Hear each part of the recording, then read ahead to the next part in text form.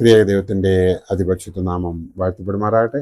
കർത്താവിൽ പ്രിയ വിശ്വാസികളുടെ സമൂഹമേ, കുഞ്ഞുങ്ങളെ നിങ്ങളെ എവരെയും വീണ്ടും വരുമെന്ന് അരുളിച്ചെയ്ത് സ്വർഗാരോഹണം ചെയ്ത കർത്താവായ യേശു ക്രിസ്തുവിൻ്റെ നാമത്തിൽ പ്രഭാത വചനത്തിലേക്ക് വളരെ സ്നേഹത്തോടെ വിനയത്തോടെ സ്വാഗതം ചെയ്യുന്നു. ഇന്നത്തെ ദിവസത്തിൻ്റെ പ്രത്യേകത എന്ന് പറയുന്നത് ദേവമാതാവിൻ്റെ സ്വർഗാരോഹണ പെരുന്നാളിൻ്റെ ദിവസം ആണ് ഇന്ന്.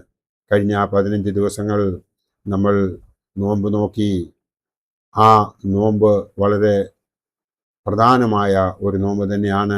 കാരണം വിശുദ്ധ ദേവമാതാവിൻ്റെ സ്വർഗാരോഹണം പെരുന്നാൾ നമ്മൾ ആഘോഷിക്കുന്നത് മാറാനായ പെരുന്നാളുകൾ പോലെ വളരെ ഇമ്പോർട്ടൻ്റായ ഒന്നായിട്ടാണ് നാം ഓരോരുത്തരും അത് ആഘോഷിക്കുന്നത്. 15 ദിവസങ്ങൾ ശരിക്കും നോമ്പ് നോക്കേണ്ടതുണ്ട്. നമ്മെക്കൊണ്ട് അതിന് സാധിച്ചുവോ എന്ന് ഒന്ന് തിരിഞ്ഞു നോക്കി അതിനെക്കുറിച്ച് ചിന്തിക്കുന്നത് നന്നായിരിക്കും. സഭ നമ്മെ ഏൽപ്പിച്ചിരിക്കുന്നതായ 5 കാനൂനിക നോമ്പിൽ 106 ദിവസങ്ങളുള്ളതിൽ 15 ദിവസമാണ് ഇന്ന് അവസാനിക്കുന്നത്. ഈ 15 ദിവസം ശരിയായ രീതിയിൽ നോമ്പ് നോക്കിയിട്ടുണ്ടെങ്കിൽ, കന്യമറിയാമിൽ വിശ്വസിക്കുന്നുണ്ടെങ്കിൽ അവളുടെ മധ്യസ്ഥതയാൽ അവളുടെ മകൻ നമുക്ക് ഏവർക്കും അനുഗ്രഹം പ്രദാനം ചെയ്യും എന്നതിന് യാതൊരു സംശയവുമില്ല. നമുക്ക് എല്ലാവർക്കും അറിയാവുന്നതുപോലെ മാറാനായ പെരുന്നാളുകൾ എന്ന് പറയുന്നത് എൽദോ, ദനഹ, പെസഹ, സ്വർഗാരോഹണം, ഓശാന, ഉയർപ്പ്, പെന്തക്കോസ്തി എന്നിവയാണ്. നമുക്കെല്ലാവർക്കും അറിയാവുന്നതുപോലെ തന്നെ യൂയാക്കീമിൻ്റെയും ഹന്നായുടെയും മകളായി ജനിച്ച മറിയാം തന്നെത്താൻ ദൈവത്തിന് വേണ്ടി സമർപ്പിച്ചവളായിരുന്നു. അവളുടെ വിശ്വാസം അവളെ മറ്റുള്ളവരിൽ നിന്നും വേർതിരിച്ചതായി നമ്മൾ കാണുന്നു. ആയതിനാൽ അവൾ കർത്താവിൻ്റെ അമ്മയായി. ലോകത്തിൽ ഒരു സ്ത്രീക്കും ലഭിച്ചിട്ടില്ലാത്ത മഹോന്നത ബഹുമതിയാണ് പരിശുദ്ധ കന്യമറിയാമിന് ലഭിച്ചത്. അവൾ പിതാവാം ദൈവത്തിൻ്റെ ഇഷ്ടപുത്രിയും പുത്രനാം ദൈവത്തിൻ്റെ വന്യമാതാവും പരിശുദ്ധ റൂഹായാം ദൈവത്തിൻ്റെ സ്നേഹഭാജനവും ആണ്. വിശുദ്ധ കന്യമറിയാം കൃപ നിറഞ്ഞവളാണ്. ഈ ബഹുമതി അവൾക്ക് ലഭിച്ചത് മനുഷ്യരിൽ നിന്നല്ല, പിന്നെയോ ദൈവത്തിൽ നിന്നുമാണ്. അബ്രഹാം, ലോത്ത്, ഹാഗാറ്, മോശ, യോശുവ, യെശയ്യാവ്, ഏലിയാവ്, സക്കരിയ, പുരോഹിതൻ യൗസേപ്പ് മുതലായവർക്ക് മാലാഖ പ്രത്യക്ഷപ്പെട്ടിട്ടുണ്ട്. എങ്കിലും അവരെ ആരെയും മറിയാമിനെ അഭിവാദ്യം ചെയ്തതുപോലെ ചെയ്തതായി കാണുന്നില്ല. ലൂക്കോസ് എവൻഗേലിയോസ്തായുടെ സുവിശേഷത്തിൽ 24 അധ്യായങ്ങളും 1151 വാക്യങ്ങളും ഉള്ളതിൽ 1-ാം അധ്യായം 28-ാം വാക്യത്തിൽ പ്രകാരം പറയുന്നു: കൃപ ലഭിച്ചവളെ, നിനക്ക് സമാധാനം, കർത്താവ് നിന്നോടുകൂടെ. ദൈവത്തിൻ്റെ പ്രധാന ദൂതനായ ഗബ്രിയേൽ മാലാഖയാൽ അഭിവാദ്യം ചെയ്യപ്പെടുവാൻ തക്ക അതിശ്രേഷ്ഠ പദവിയാണ് വിശുദ്ധ മറിയാമിന് ലഭിച്ചത് എന്നും നമുക്ക് ഏവർക്കും അറിയാം.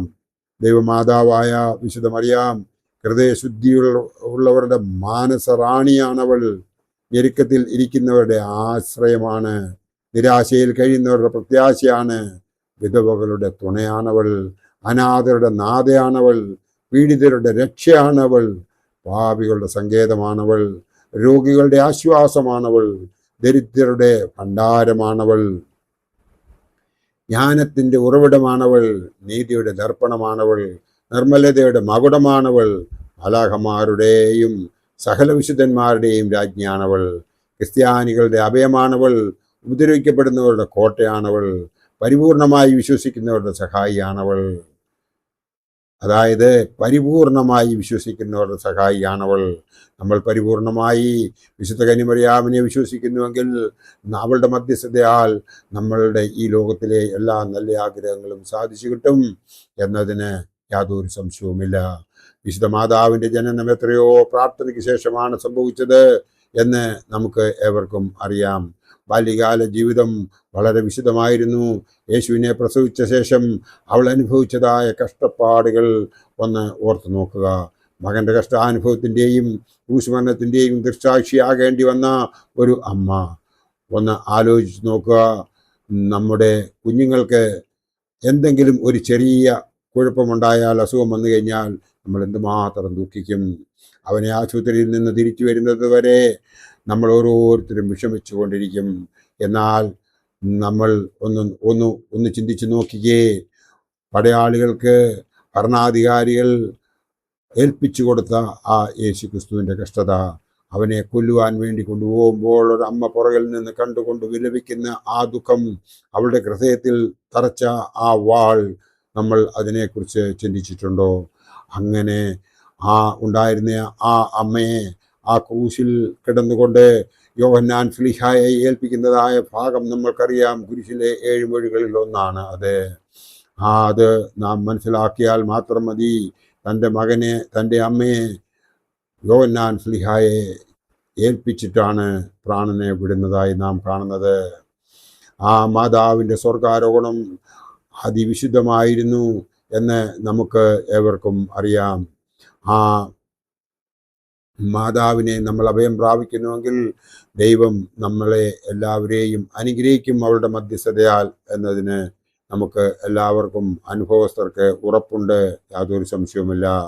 നമ്മൾ അതുകൊണ്ട് നോമ്പ് എപ്പോഴൊക്കെ ആചരിക്കുന്നെങ്കിലും വളരെ വിശുദ്ധിയോടുകൂടി ആചരിക്കണം. കാരണം നോമ്പിൻ്റെ 2 ചിറകുകളാണ് ഉപവാസവും പ്രാർത്ഥനയും. അത് നമ്മൾ കൃത്യമായി നോക്കുന്നുവെങ്കിൽ, ബുധനാഴ്ചയും വെള്ളിയാഴ്ചയും നമ്മൾ ഉപവാസം എടുക്കുന്നുവെങ്കിൽ നമ്മളെ ദൈവം അനുഗ്രഹിക്കും.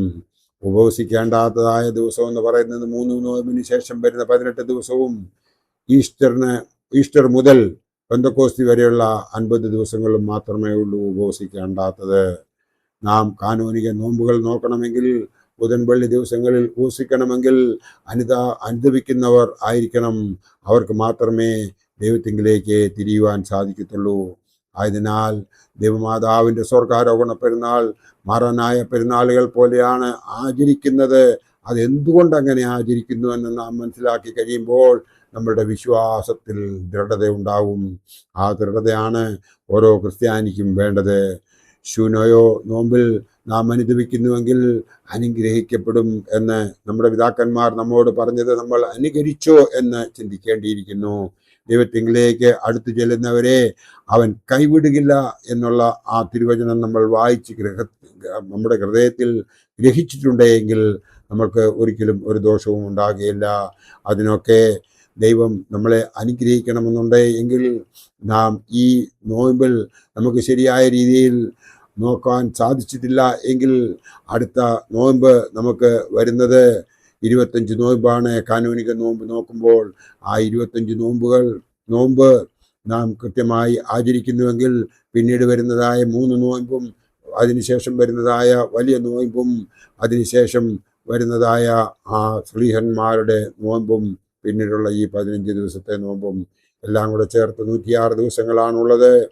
ആ 106 ദിവസങ്ങളെങ്കിലും നമ്മൾ പൂർണ്ണ ഹൃദയത്തോടും പൂർണ്ണ ആത്മാവോടും പൂർണ്ണ മനസ്സോടും കൂടി ദൈവത്തിൽ നമ്മെ തന്നെ സമർപ്പിച്ചുകൊണ്ട് നമ്മൾ പ്രാർത്ഥിക്കുന്നുവെങ്കിൽ ദൈവം നമ്മളെ അനുഗ്രഹിക്കും. അതിനായിട്ട് നമുക്ക് ഏവർക്കും ചേർന്ന് പ്രാർത്ഥിക്കാം. നല്ല ഒരു നാളേക്ക് വേണ്ടി നമുക്ക് എല്ലാവർക്കും കാത്തിരിക്കാം. കാരണം ദൈവത്തിൻ്റെ ഹിതത്തിലാണ് നാം ഓരോരുത്തരും ജീവിക്കുന്നത്. ഇന്ന് ഈ വിശുദ്ധ മാതാവിൻ്റെ സ്വർഗാരോഹണ പെരുന്നാളിന് ശേഷം നാളത്തെ പ്രഭാതം എത്ര പേർ കാണുമെന്നുള്ളത് ദൈവത്തിനല്ലാതെ വേറെ ആർക്കും അറിയത്തില്ല. ആയതിനാൽ ഇനിയുള്ള സമയം വിശുദ്ധിയോടുകൂടി ജീവിക്കുന്നതിന് വേണ്ടിയിട്ട് നാം ചെയ്യേണ്ടത് ബാക്കിയുള്ള ജീവിതം ആത്മീയമായി ജീവിക്കുന്നതിനും വിശ്വാസത്തോടുകൂടി പ്രാർത്ഥിച്ച് ദൈവത്തെ ഉള്ളിൽ സ്വീകരിച്ച ശക്തി കൊണ്ട് നല്ലൊരു ക്രിസ്ത്യാനിയായി ജീവിച്ച് ഈ ലോക ജീവിതം സഫലമാക്കുന്നതിനും സ്വർഗരാജ്യത്തിൽ ഒരു അവകാശിയാകുന്നതിനും വേണ്ടി നമുക്ക് ഏവർക്കും ശ്രമിക്കാം. അതിനായി ദൈവം നമ്മളെ എല്ലാവരെയും അനുഗ്രഹിക്കട്ടെ. എൻ്റെ വാക്കുകൾ ഇവിടെ ഉപസംഹരിക്കട്ടെ. നന്ദി, നമസ്കാരം.